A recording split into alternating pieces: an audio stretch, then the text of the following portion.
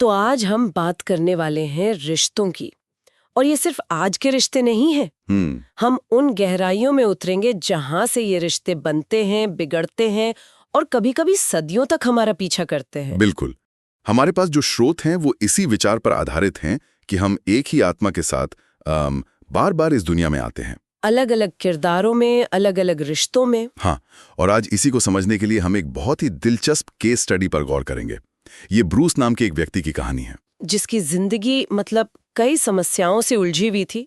बीमारी थी, तनाव था और एक बहुत ही मुश्किल रिश्ता। और इन उलझनों को सुलझाने के लिए उसने एक रास्ता चुना जो थोड़ा कह सकते हैं हटकर है। पास्ट लाइफ रिग्रेशन थेरेपी, यानी अपने पिछले जन्मों में झांकना। तो चलिए इस पड़ताल में उतरते हैं कि कैसे अतीत में जाने से ब्रूस को न सिर्फ अपने आज की समस्याओं की जड़ मिली, बल्कि उन्हें सुलझाने की चाबी भी मिली। तो पहले ब्रूस की आज की जिंदगी को समझते हैं। हाँ। वो 35 साल का है, एक कॉस्ट्यूम डिजाइनर, और बाहर से देखने में शायद सब ठीक लगे, पर अंदर से वो कई चीजों से जूझ रहा था। उसे एक तरह की क्रोनिक एंजाइटी थी। हाँ।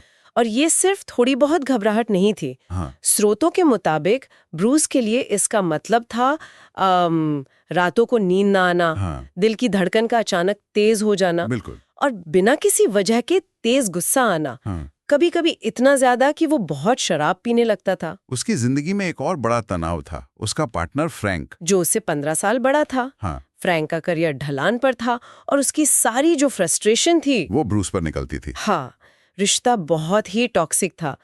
फ्रैंक सबके सामने ब्रूस का मजाक उड़ाता था, उसे नीचा दिखाता था और निजी पलों में जबरदस्ती भी करता था। ये तो सीधा सीधा शोषण है, भावनात्मक भी और शारीरिक भी। मुझे यहाँ एक बात समझ नहीं आती। अगर फ्रैंक इतना बुरा बर्ताव करता था तो ब्रूस उसे छोड़ क्यों नहीं देता? ऐसे जहरीले रिश्तों में लोग फंसे क्यों रहते हैं? ये एक बहुत जरूरी सवाल है। स्रोतों के मुताबिक ये अक्सर एक गहरे कार्मिक जुड़ाव की वजह से होता है। कार्मिक जुड़ाव? हाँ। ब्रूस को लगता है कि वो फ्रैंक से प्यार करता है, लेकिन शायद ये एक अधूरा सबक है जिसे उसकी आत्मा पूरा करने की कोशिश कर रही है। उसे लगता था कि फ्रैंक के अंदर एक अच्छा इंसान है जिसे बस वही बाहर निकाल सकता है। अच्छा, एक तरह का अधूरा काम जो उसे वहां बांधे हुए था। बिल्कुल। और परेशानियां सिर्फ फ्रैंक तक ही नहीं थी, उसके परिवार में भी बहुत तनाव था, खासकर उसके भाई बेन के साथ। हाँ, बेन, जो एक बड़ी कंपनी में सीनियर वाइस प्रेसिडेंट है और राजनीति में जाना चाहता है। जब परिवार को ब्रूस की समलैंगिकता के बारे में पता चला तो माता पिता तो बस हैरान थे। उन्होंने पूछा, क्या कोई दवाई नहीं है जो तुम ले सकते हो? अरे! लेकिन बेन की प्रतिक्रिया वो बहुत ज्यादा कठोर थी। खत्म हो जाएगा। तो उसने ब्रूस से कहा कि वो अपना नाम बदल ले और कुछ समय के लिए शहर से कहीं दूर चला जाए। क्या? मतलब अपनी पहचान मिटा दो मेरी महत्वाकांक्षा के लिए? हाँ। ये तो बहुत ही चुभने वाली बात है। और इन सब तनावों के बीच उसे एक और बुरी खबर मिली। उसे एड्स का पता चला। और एक और बहुत ही अजीब बात थी, है ना? हाँ, उसके पेट पर एक निशान था। एक पुराना निशान। अजीब बात यह थी कि कभी कभी ये निशान लाल हो जाता था और उसमें से खून की एक दो बूंदें रिसने लगती थीं। और डॉक्टरों के पास इसका कोई जवाब नहीं था? कोई जवाब नहीं। ये एक रहस्य था, ठीक उसकी जिंदगी की बाकी उलझनों की तरह। तो इतनी सारी समस्याओं से जूझते हुए ब्रूस ने ये पास्ट लाइफ रिग्रेशन थेरेपी शुरू की। चलिए देखते हैं कि इस प्रक्रिया में क्या सामने आया। जैसे ही प्रक्रिया शुरू हुई, ब्रूस खुद को एक बिल्कुल अलग जगह और समय में पाता है। कहाँ? प्राचीन मिस्र में। वो एक बहुत ही काबिल और सम्मानित इंजीनियर है। वाह! हाँ, जिसे खुद फ़ारो ने अपना आलीशान मंदिर बनाने के लिए चुना था। ये उस जमाने में किसी के लिए भी सबसे बड़ा सम्मान था। मतलब अपनी आज की जिंदगी की उथल-पुथल से बिल्कुल अलग। वहाँ वो बहुत सफल था। लेकिन कहानी इतनी सीधी तो नहीं होगी। बिल्कुल नहीं। उस पूरे प्रोजेक्ट का एक ओवरसियर था, मतलब एक निरीक्षक, जो फ़ारो का चचेरा भाई था। अच्छा। ये आदमी ब्रूस की कामयाबी से जलता था।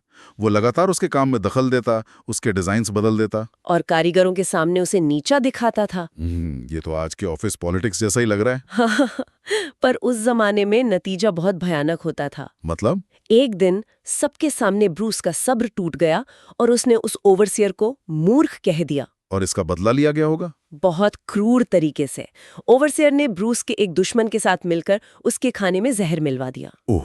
और उसी रात जब ब्रूस बीमार और कमजोर अपनी झोपड़ी में पड़ा था, एक गार्ड अंदर घुसा और उसने ब्रूस के पेट में छुरा घोंक दिया। और मरते हुए ब्रूस ने जो आखिरी चीज देखी वो थी झोपड़ी के बाहर खड़े ओवरसियर की हंसी। हाँ। रुकिए, मतलब जिस जगह छुरा लगा था, क्या उसका आज के उस रहस्यमयी निशान से कोई लेना देना है? ठीक वही, जिस जगह पर उसे छुरा घोंपा गया था, ठीक उसी जगह पर ब्रूस के पेट पर आज की जिंदगी में वो रहस्यमयी खून रिसने वाला निशान था। ये तो कमाल है।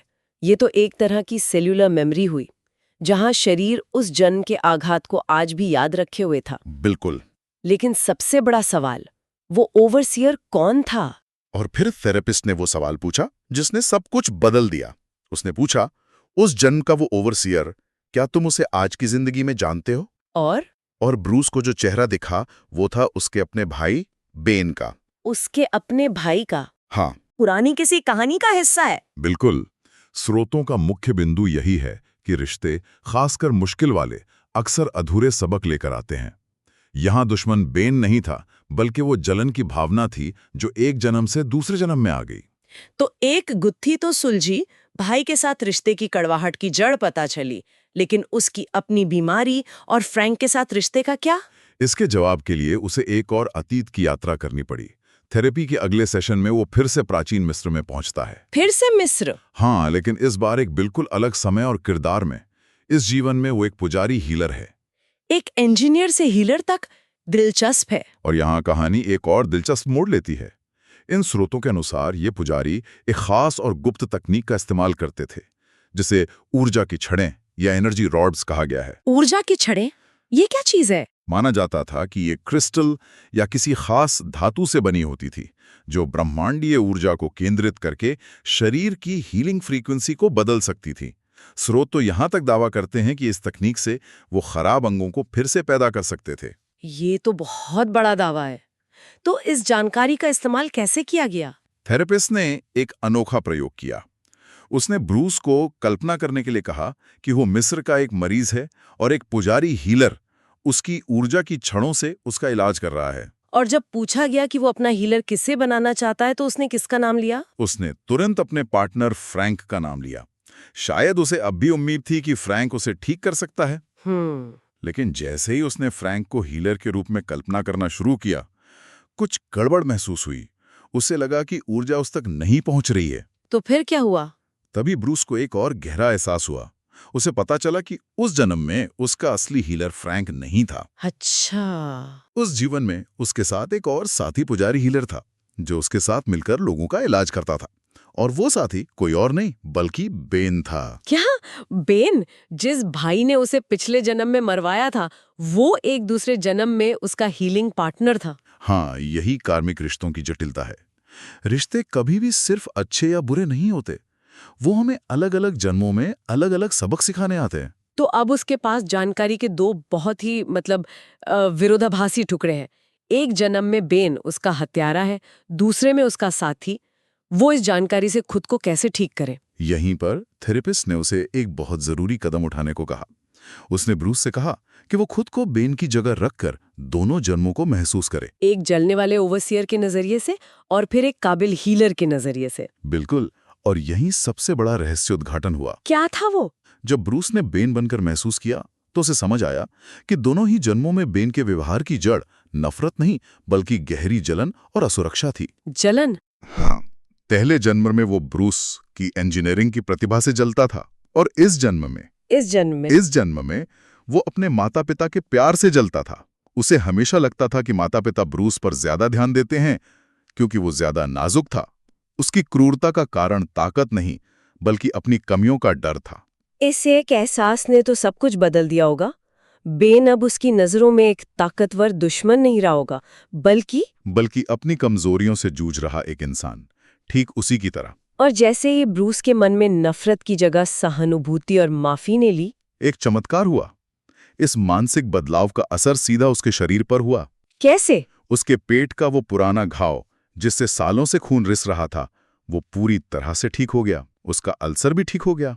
ये तो कमाल है। मतलब जैसे ही मन का जख्म भरा, शरीर का जख्म भी भर गया। हाँ, फ्रैंक के साथ उसका रिश्ता भी सुधर गया। और सबसे बड़ी बात, उसे जो एड्स की वजह से मौत का डर था वो खत्म हो गया। उसे आत्मा की अमरता का एक गहरा एहसास हुआ। और असल जिंदगी में बेन के साथ क्या हुआ? क्या उनके रिश्ते में भी कोई बदलाव आया? बहुत बड़ा। ब्रूस ने बेन से बात की, अब वे अक्सर मिलते हैं, रोज बात करते हैं। वाह। बेन ने तो अब ब्रूस की समलैंगिकता को एक राजनीतिक प्लस बना लिया है। वो खुद को एक लिबरल रिपब्लिकन कहता है। क्या बात है, ये तो एक रिश्ते का पूरी तरह से बदलना है। जो नफरत से शुरू होकर समझ और स्वीकृति तक पहुंचा। तो ब्रूस की इस पूरी कहानी से सबसे बड़ा सबक यही मिलता है कि हमारे रिश्ते एक आईने की तरह हैं। अगर हम दूसरे की कमजोरियों को माफ कर सकें, क्योंकि कहीं ना कहीं वो कमजोरियां हम में भी हैं, तो प्यार को जगह मिलती है। सही कहा। और स्रोत ये भी बताते हैं कि इस जीवन में हम जो चुनाव करते हैं वो हमारे आने वाले जीवन पर असर डालते हैं। ब्रूस ने माफी और समझ को चुना। और ऐसा करके उसने न केवल इस जीवन के घाव भरे, बल्कि शायद कई जन्मों से चले आ रहे एक कार्मिक चक्र को भी पूरा किया। आज की यह चर्चा एक विचार के साथ समाप्त करते हैं। क्या हो अगर हमारे सबसे मुश्किल रिश्ते, वो लोग जो हमें सबसे ज्यादा चुनौती देते हैं, असल में हमें सीखने और प्यार करने के सबसे गहरे मौके दे रहे हों। शायद वे हमारे सबसे बड़े दुश्मन नहीं, बल्कि हमारे सबसे बड़े गुरु हैं।